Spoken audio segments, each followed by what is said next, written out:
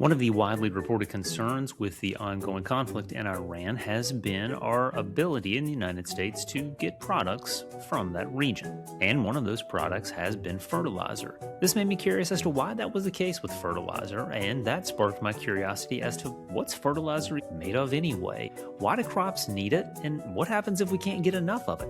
Well, thankfully, Virginia Tech's Rory Maguire had the answers to all these questions and more and was kind enough to join the podcast. Rory is a professor and an extension specialist in the Virginia Tech School of Plant and Environmental Sciences.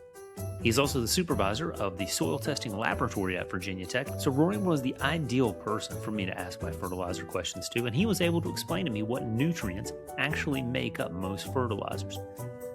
He was also able to explain to me why some of those nutrients, specifically nitrogen, is impacted by the ongoing war in Iran, and why that nutrient is a little bit different in how it interacts with our soil than some of the other nutrients commonly found in fertilizers. He was also able to explain why some soils have different needs than others, and what some of the alternatives could be to nitrogen, which is the part of the podcast where I get to say chicken poop for the first time.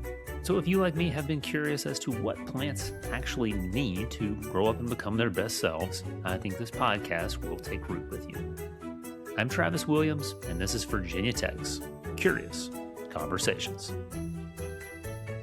Well, I want to talk to you about fertilizer because fertilizer has been in the news a lot. And I guess maybe to start that conversation, when we hear about fertilizer, when we're talking about fertilizer related to stuff that's happening overseas, what are we actually talking about?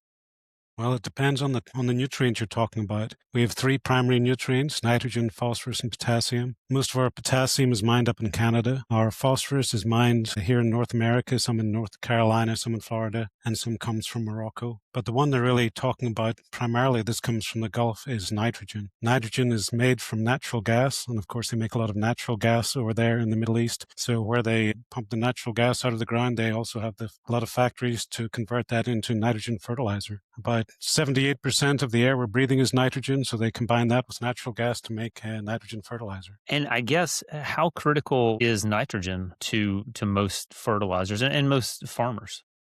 It's one of the three primary ones, and if you're short of that, your crop's not going to grow as well as you would like it to grow, so you'll suffer from decreased yields. So yes, certainly. And if somebody goes to Lowe's or Home Depot or somewhere like that to buy a bag of fertilizer and the numbers on it are 10, 10, 10, that means by weight is 10% nitrogen, 10% phosphorus, and 10% potassium. So it's one of those big three that people can buy. They should be familiar with if they ever buy fertilizer. Well, this might be kind of a silly question, but I've always been curious. Why do our plants need fertilizer? Well, just like we need good nutrition, plants need good nutrition.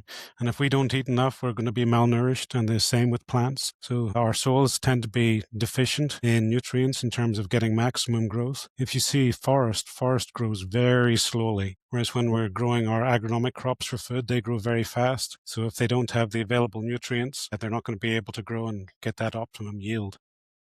Oh, so fertilizer is kind of like the crops taking their vitamins? Yeah, like the food pyramid. Yeah, something kind of similar, yeah. Well, if there is a holdup, I guess, with nitrogen, what could the impact of that be on crops? Like I said, nitrogen is the one that's most limited. And our soils, they hold the phosphorus, they hold the potassium very, very strongly. So it's possible your soils already have enough phosphorus and potassium in them based on previous years of application. But nitrogen is very ephemeral. It moves. If it rains, it'll leach. Sometimes it can be changed back into the gas that we're breathing right now. So if you over-apply nitrogen in the past, it'll be mostly gone by this year. So nitrogen, of course, is the one that's most ephemeral, is the one that we're struggling with in terms of price at the moment. And I think something like 30% of global nitrogen fertilizers come out of the Gulf. So it is really important on the scale of the world. We're fairly fortunate here in terms of, since the fracking revolution, our nitrogen production it had been going down. It started going back up again because we have a lot of cheap gas here. And obviously that's the ingredient for nitrogen fertilizer.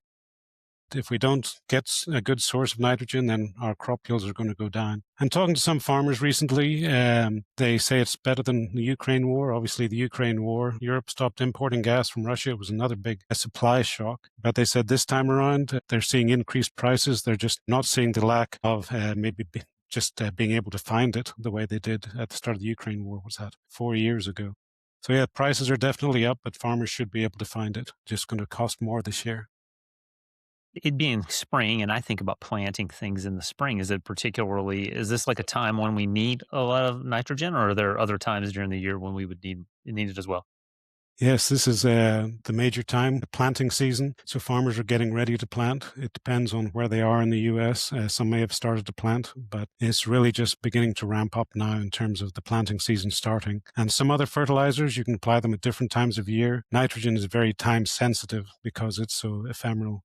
It'll move. So you want to apply a little bit when you plant. And then for something like corn that uses a lot, when it gets to about 1 to 2 feet tall over the next month, it'll take up about half the nitrogen of its growing cycle. So it's very important to put the nitrogen out right before it's taken up. So it's not waiting around for some heavy rain to leach out of the ground or something like that. So yeah, this is the critical time of year in terms of farmers purchasing nitrogen. Some of them have locked in prices in advance, which is common for them to do, but maybe over half of them have, and maybe about a third of them haven't. I'm grasping at numbers here, but some of them have for the early season for planting. It's that second application, the side dress application, where they may be a little more price sensitive for the nitrogen application to something like corn. But again, not all crops need nitrogen. We have legumes that'll take the nitrogen from the atmosphere. So the common ones are like soybeans, the biggest one in the US, where they don't need nitrogen fertilizer. Farmers can switch from corn to soybeans, but then if everybody does that, the price of soybeans will go down. So it's always a balancing act that farmers have to play. Well, I was talking to my father-in-law over the weekend actually, and he spent some time.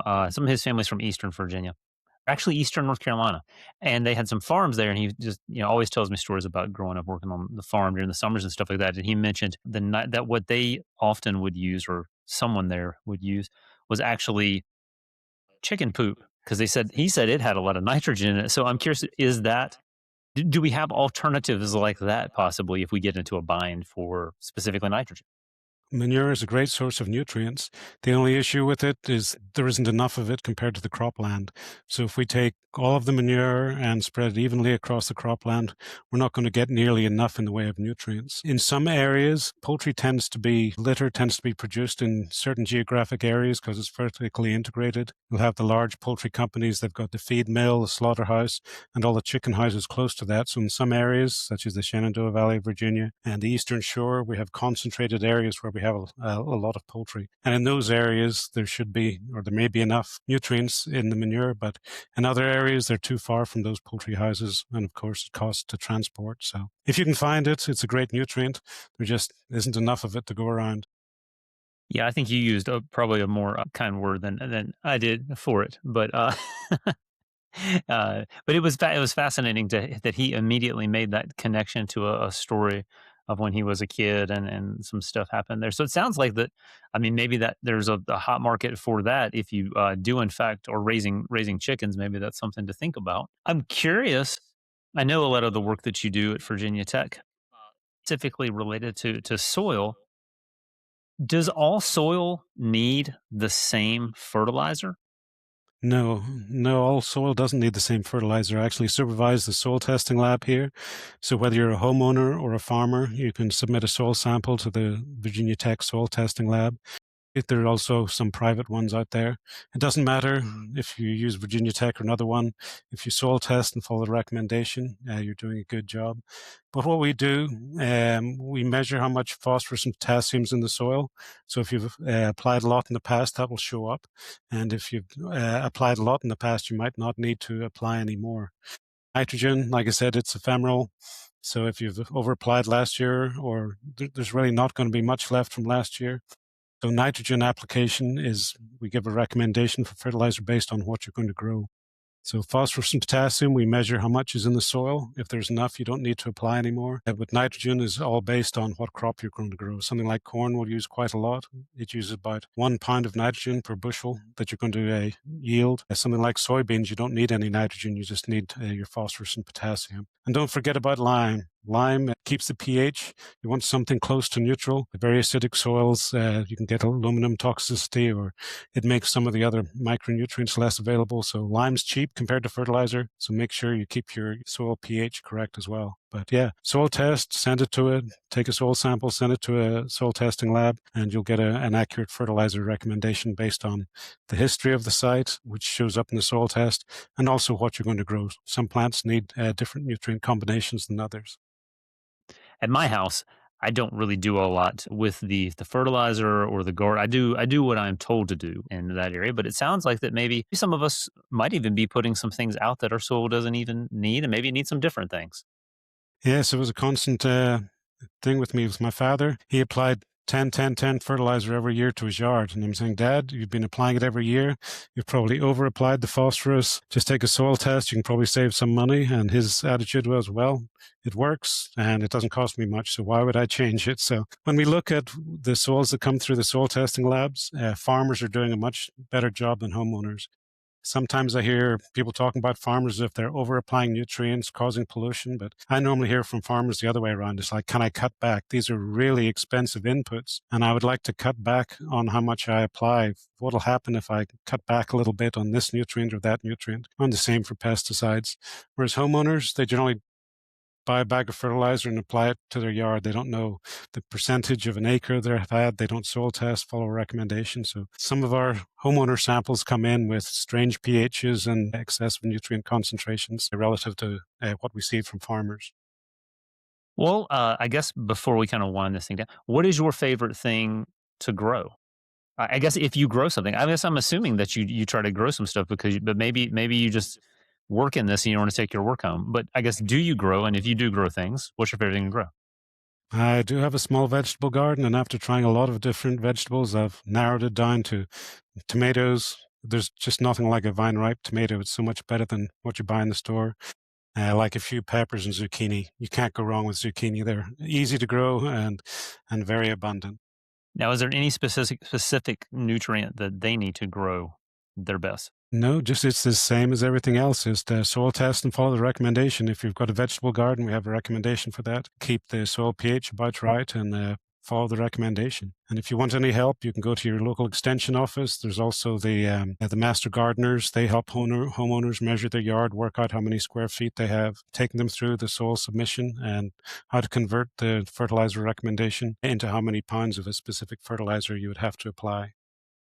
Well, that's awesome. That's awesome that there's not only this type of information out there, but it sounds like there's also a lot of help just in navigating all this information. Yes, there certainly is. 75% of my time is attributable to extension. So what I do is I try and help the public, and we have extension agents spread out through the state and then on campus here, or some of our research stations. We have people like me that are very specialized. The agents have a wide knowledge on pesticides and fertilizer and other things. My focus is just nutrients. So if they have any question at all about soil fertility, they can come to me for questions. And thanks to Rory for helping us better understand fertilizer and some of the impacts of global conflicts on it. If you or someone you know would make for a great curious conversation, email me at traviskw@vt.edu. I'm Travis Williams, and this has been Virginia Tech's Curious Conversations.